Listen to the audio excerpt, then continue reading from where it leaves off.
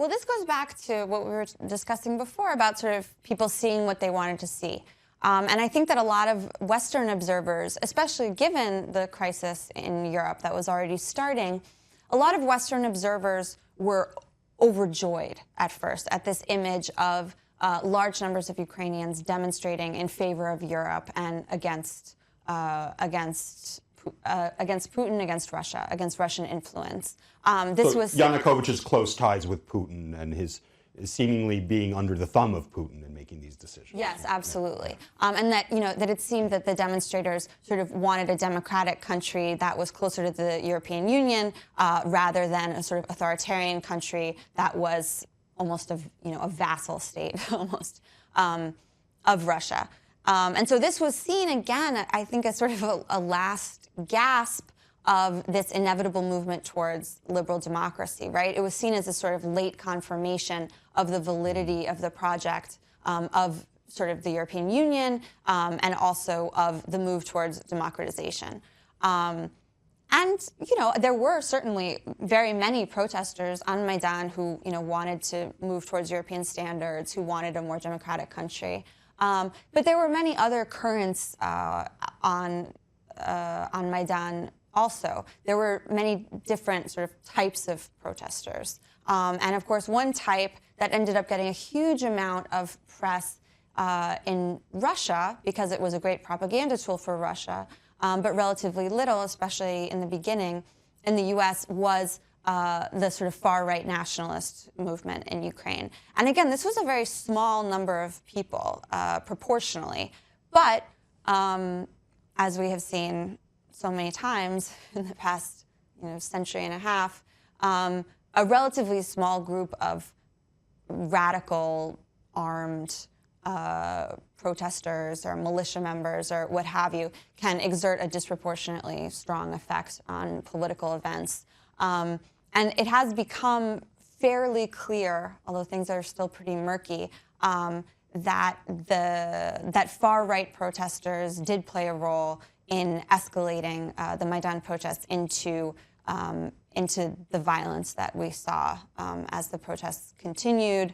That they, were involved in violent conflicts with the police, possibly initiating them, bringing guns to Maidan, and so on. And watching Maidan, and a big part of my book is about this, about sort of being a spectator and trying to make sense, trying to interpret different media narratives. And I think that this has sort of an obvious relevance to what's going on in the United States today. But it's really hard to navigate sort of conflicting, heavily politicized narratives in the media, right? Even if you're actually in a place, there's relatively little that you can see firsthand. You have, if you're an average citizen, you have very little access to the sort of internal workings of power, which are, often hidden and quite mysterious. And it takes a lot of effort and a lot of energy to try to pull out the truth from these very, very aggressively politicized narratives. Right. Of course, the Russian perspective on Maidan is very different than the Western one, but also Russia generated this, I think, quite intense media coverage about what was going on. Some call it propaganda, sort of fake news events that were going on. Tell us a little bit about the psychological power of that, about those narratives, and what exactly is the Russian perspective on what happened? You mentioned the right-wing elements, escalating, provoking. What's Moscow's perspective on the events that happened? Well, Moscow's perspective was that that the Maidan government, the Maidan revolution, was a CIA-backed fascist junta, which is obviously a distortion of the truth. Their feeling was that it was essentially an American conspiracy to overthrow a pro-Russian government and replace it with an anti-Russian government, and that this was just another act of aggression by the West against Russia, that this was just another effort to encroach on Russia's sphere of influence.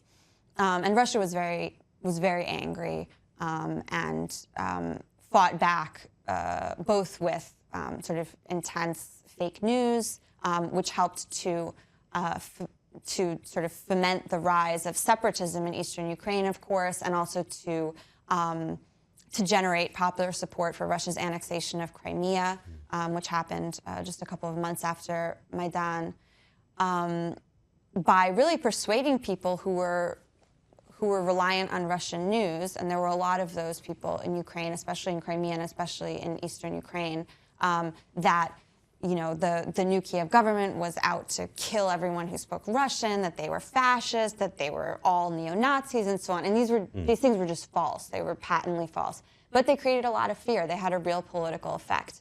And in Ukraine, there was the sense that Russia was almost sort of eliminating the truth. And we're hearing a lot about this, of course, now, of this sort of post-truth era that we live in, although non-factual political propaganda, of course, is quite old. It's not a new phenomenon. It's just probably easier to spread, and there are more channels for it now because of the internet. But there was a lot of fear that Russia was sort of creating its own reality almost, and that this was actually, creating war, biting off a chunk of Ukraine.